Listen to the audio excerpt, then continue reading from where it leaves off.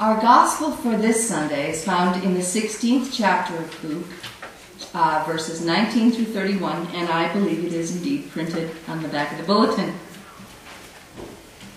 There was a rich man who was dressed in purple and fine linen, and who feasted sumptuously every day. And at his gate lay a poor man named Lazarus, covered with sores, who longed to satisfy his hunger with what fell from the rich man's table. Even the dogs would come and lick his sores. The poor man died and was carried away by the angels to be with Abraham. The rich man also died and was buried. In Hades, where he was being tormented, he looked up and saw Abraham far away with Lazarus by his side. He pointed out, "Father Abraham, have mercy on me and send Lazarus to dip the tip of his finger in cool water, to cool my tongue, for I am in agony in these flames." But Abraham said, "Child, remember that during your lifetime you received your good things, and Lazarus in like manner evil things. But now he is comforted here, and you are in agony. Besides all this, between you and us, a great chasm has been fixed, so that those who might want to pass from here to you cannot do so, and no one can cross from there to us." He said, "Well then, Father, I beg you to send him to my father's house, for I have 5 brothers, that he may warn them, so that they will not also come to this place of torment." Abraham replied, "They have Moses and the prophets. They should listen to them." He said, "No, Father Abraham, but if someone goes to them from the dead, they will repent."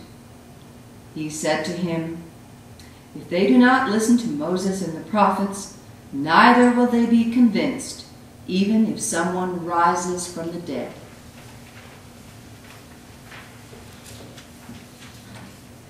Our gospel this morning is another of those odd parables that we find in Luke.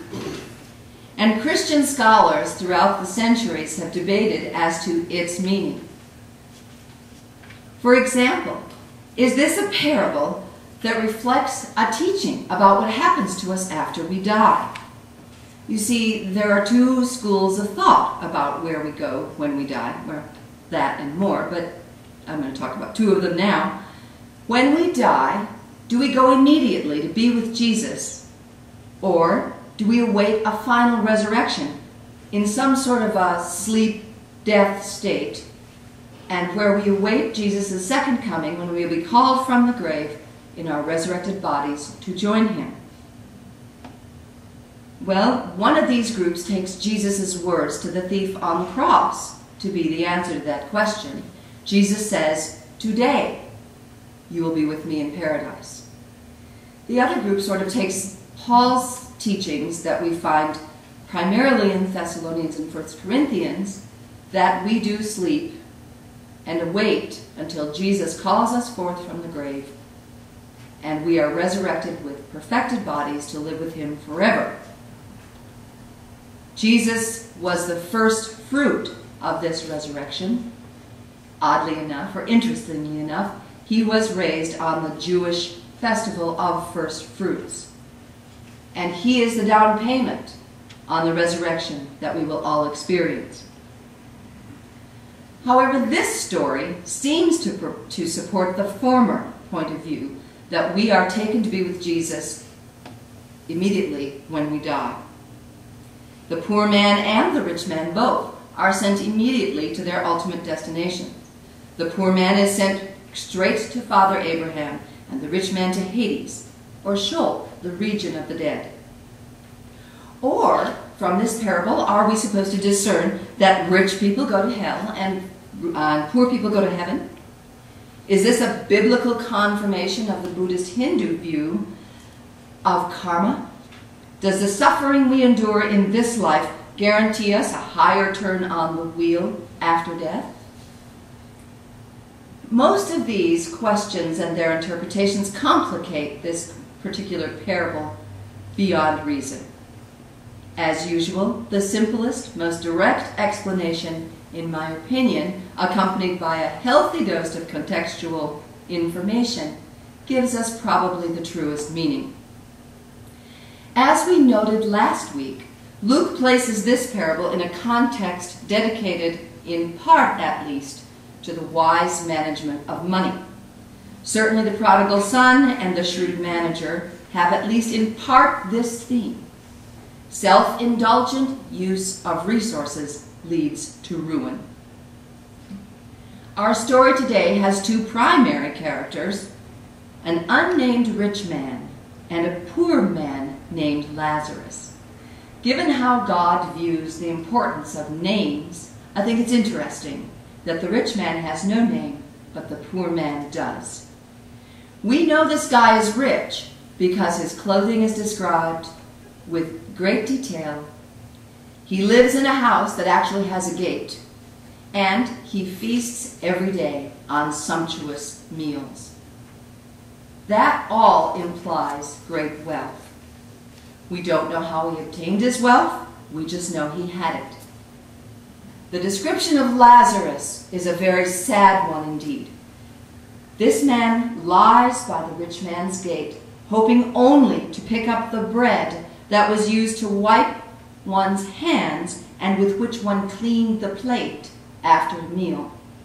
This is the bread that the dogs often got to eat, as it was then discarded onto the floor after it was used for cleaning up.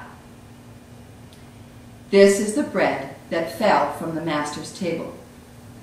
Now the dogs are probably not being friendly when they lick him.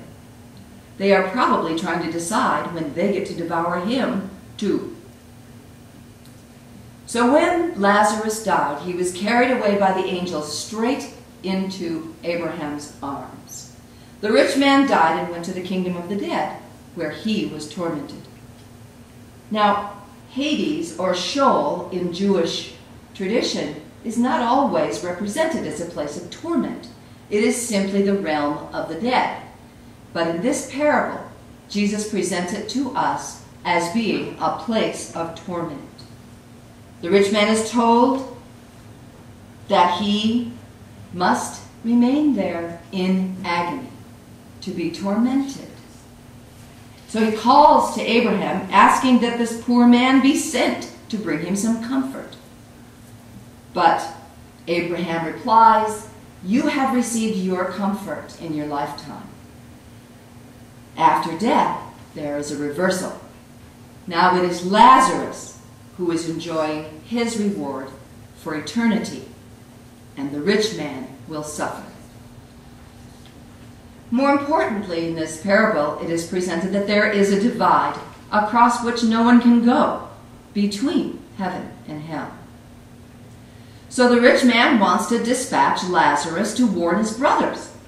Abraham says that would be a pointless exercise. The brothers have had the law and the prophets to tell them how they should live, and they already have everything that they need to know to worship the true God and to understand how God would have them live.